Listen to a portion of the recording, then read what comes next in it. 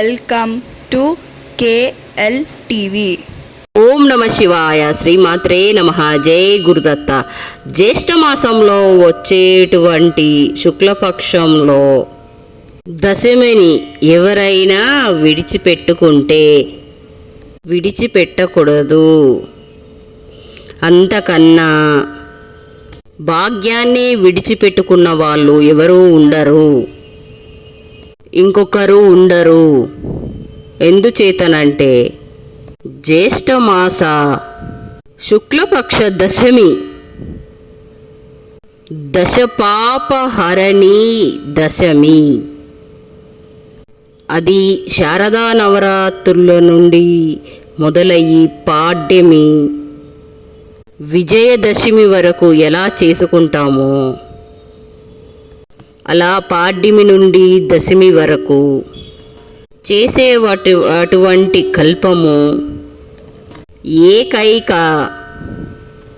ఏకైక ఉత్సవము, ఏకైక ఆరాధన ఒక్క జ్యేష్ఠమాస శుక్లపక్షంలో పాడ్యమినందు దశమి వరకు చేసుకోవచ్చు. ఇందులో చిత్రం ఏంటంటే స్నానానికి సంబంధించి ఉంటుంది. ఇందులో స్నానము అంటే నీళ్లు తీసుకొని మీద పోసుకోవడం కాదు. నిజానికి అది స్నానం కాదు. కనీసము ఆ రోజు బకెట్లో నీళ్లు తీసుకొని గంగని తలుచుకొని స్నానం చెయ్యాలి. అసలు స్నానం అంటే మధ్యమం. తల మునగాలి అంటే బకెట్లో నీళ్లు పెట్టుకొని తల ఎలా ముంచగలను? ఇలా తల ముంచాలి అంటే అలా కుదరదు. గంగ స్నానానికి వెళ్ళి నీళ్ళలో చెరువు కానీ వెళ్ళి ఈ 2 వేళ్ళతోటి మంచిగా ముక్కుని మూసి గంగా నదిని తలుచుకొని 3 మునకలు వేయాలి. అలా 3 సార్లు మునిగి లేచి, అది కూడా ఎప్పుడంటే అప్పుడు కాదు, సూర్యోదయానికి ముందే లేవాలి. ఎర్లీ మార్నింగ్ లేచి ఈ స్నానం చెయ్యాలి. అలా వీలున్న వాళ్ళు అక్కడికి వెళ్ళి చేయవచ్చు. లేదు అని అంటే బకెట్లో చేసుకొని గంగమ్మని తలుచుకొని పోసుకోవాలి.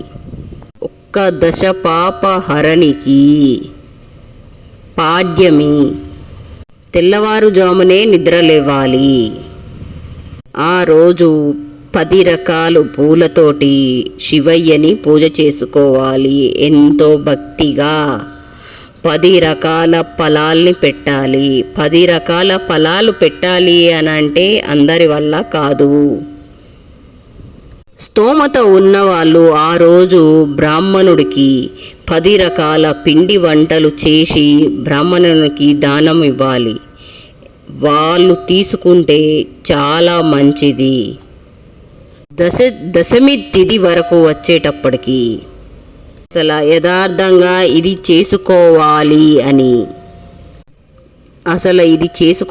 అని అంటే జీవితంలో ఒక్కసారి అయినా వచ్చే జ్యేష్ఠమాసంలో పాడ్యమి నుండి దశమి వరకు కాశీక్షేత్రంలో ఉంటే చాలా మంచిది. ఎందుకో తెలుసా? దశ పాపములు అని వీటిని పిలుస్తాము. అంటే ఈశ్వరుడు ఏ 10 భోగాలని మీకు ఇచ్చారో అవి అనుభవించాలి అని అంటే నేను చెప్పినట్టుగా అనుభవించాలి అని చెబుతాడు. అలా కాకుండా నువ్వు భోగాలని అనుభవించడానికి ఏ 10 వాడుకున్నావో ఆ పాపాలని ఆ 10 వెళ్తాయి. కళ్ళిచ్చి నువ్వు ఇవే చూడు అని చెప్పాడు. కానీ అవి తప్ప అన్నీ చూస్తాము. చెవులిచ్చి ఇవి విను, ఏవి వినకు, ఏవి వినద్దు అని చెప్పాడో అవే వింటున్నాము. అందుకే ఇన్నిసార్లు పాపాము, ఎన్నిసార్లు చూసాము ఎంత పాపం. నాలుకతో ఇలా తప్ప ఇంకొకలాగా తినకు. ఎన్ని తిన్నాము, ఈశ్వరుడికి నివేదన చేయకుండా ఎన్ని తిన్నాము, అది పాపం. ఈ చేత్తో ఏది పడితే అది ముట్టుకోకు అని చెప్పాడు. స్పర్శ దోషం పాపం. ముక్కుతో అన్ని వాసన చూడకూడదు అని చెప్పాడు. ఎన్ని వాసన చూస్తున్నాము. మనము చాలా మందిని చూస్తూ ఉంటాము. పూజా సామాగ్రి షాపుకి వెళ్ళి అగరవత్తులు, పువ్వులు, ఇవి ఏవి వాసన చూడకూడదు. దేవుడికి పెట్టేటి అన్నీ మనము అగరబత్తి షాపులో ఇది బాగుందా, స్మెల్ అది బాగుందా అని చెప్పేసి అని ముక్కుతోటి చూస్తాం. అలా చూస్తే అది ఎంగిలి కదా, ఎంగిలి అయినట్టే. ఆ ఎంగిలిని శివుడికి పెట్టము కదా, అది ఉచ్చిష్టమవుతుంది. కాబట్టి పాపం చేస్తున్నామా లేదా? ఐదు జ్ఞానేంద్రియాలతోటి, 5 కర్ణేంద్రియములతోటి పాపములు చేస్తున్నాము మనము. దశేంద్రియులతో చేసినటువంటి పాపములు ఒక రోజులో లెక్కేస్తే ఎన్నుంటాయో. ఇప్పుడు ఈ 10 ఇంద్రియములతోటి చేసే పాపములు ఎన్నుంటాయో, ఒక సంవత్సరంలో ఎన్ని పడుంటాయో మనకి.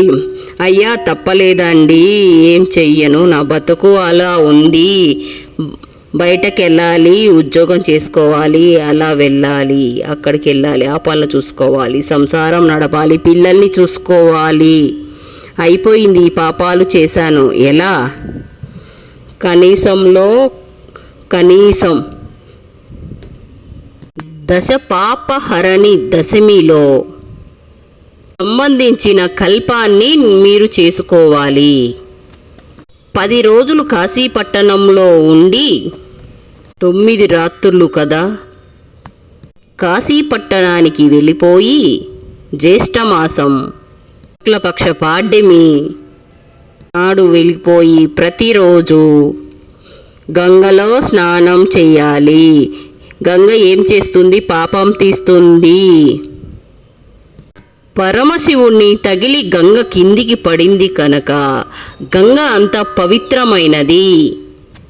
ఆ గంగలో ప్రతిరోజు స్నానం చేస్తూ పార్వతీ పరమేశ్వర్ల మూర్తిని పెట్టుకొని 10 రకాల పువ్వులను తీసుకొని వచ్చి ఒక్కొక్క పువ్వు అయినా ఆరాధన చేసి అమ్మవారికి కుంకుమతో పూజ చేసుకొని 10 రకాలైనటువంటి పిండి వంటని నైవేద్యం పెట్టి కనీసమైన ఒక 10 రకాలు కొనలేను అనుకుంటే 10 పళ్ళు తీసుకొచ్చి పెట్టవచ్చు అండి, దానికి తప్పేముండదు. 10 రోజుల్లో దశాద్మాద్ ఘాట్కు వెళ్ళాలి. అంటే ఏ రోజు అవుతుంది? దశమి నాడు అవుతుంది. దశమి నాడు జ్యేష్ఠ శుక్లపక్షం దశమి నాడు దశాద్మేద్ ఘాట్లో స్నానం చెయ్యాలి. పొడి బట్ట కట్టుకొని పైకొచ్చి దశాద్మేద్ ఘాట్లో ఉన్న శివలింగమని చూడాలి. అలా చూస్తే మీ పాపాలన్నీ హరించుకొని పోతాయి. మనం తెలుసో తెలియకో ఎన్నో పాపాలు, ఎన్నో తప్పులు చేస్తూ ఉంటాము. ఆ శివాలయంలో ఉన్న శివలింగాన్ని దర్శనం చేసుకుంటే, ఒక్కసారి నమస్కారం చేసుకుంటే ఏమవుతుంది? 10 జన్మల నుండి చేసిన పాపాలన్నీ తొలగిపోతాయి. పర్వతంలో ఉన్న పాపాలన్నీ ఒక్కటేసారిగా తొలగిపోతాయి. అందుకే మనం ఈ జన్మంలో పాడ్యమి నుండి ఈ దశమి వరకు ఒక్కసారి అయినా కాశీకి వెళ్ళి ఈ పూజ చేసుకోవాలి. ఉండి ఆ స్నానమాంతం ఇంద్రియములు విచ్చలవిడిగా వాడుకున్నాము కదండి, ఆ పాపాలన్నీ తొలగిపోతాయి. రేపే దశపాపహరణి అంటే గంగాదేవి పుట్టినరోజు. అంటే ఆ గంగమ్మని తలుచుకొని శివపార్వతులని మొక్కి గంగాదేవి ఆరాధనకు ఇది ఎంతో ప్రీతికరమైనది. ఈరోజు గంగాదేవి మహత్యం గురించి స్కాంద పురాణంలో పలు పురాణాలు ఎంతో వైభవంగా వర్ణించాయి. వనవాసానికి వెళుతూ ఆ సీతాదేవి గంగాదేవిని పూజించి తిరిగి వచ్చాక గంగోత్సవం జరుపుతాను అని మొక్కుకున్నట్టుగా ఈ కథ వివరిస్తుంది. ఇంకా ఇంతటి మహత్యమున్న గంగమాతని ప్రస్తుతిస్తూ ఆ స్కాంద పురాణంలో ఈరోజు గంగా స్నానం చేయడం, ఆ పూజ చేయడం చాలా రకాల పాపాల నుంచి భక్తులందరినీ కూడా విముక్తి కలిగిస్తుంది. లోకంలో మనుషులందరూ కూడా తెలిసి తెలియక పాపాలు చేయడం, తప్పులు చేయడం సహజం. వాటి నుంచి వచ్చే ఫలాలను అనుభవించేటప్పుడే ఆ పరిస్థితి అర్థం కాదు. అప్పుడు మాత్రమే ఆ శుభాలను తొలగించుకోవడానికి ప్రయత్నం చేస్తారు. అదృష్టం కొద్దీ మన పూర్వీకులు కూడా మనం చేసే పాపాల నుండి విముక్తి పొందడానికి ఎన్నో ఉపాయాలను శాస్త్రాల రూపంలో మనకి అందజేశారు.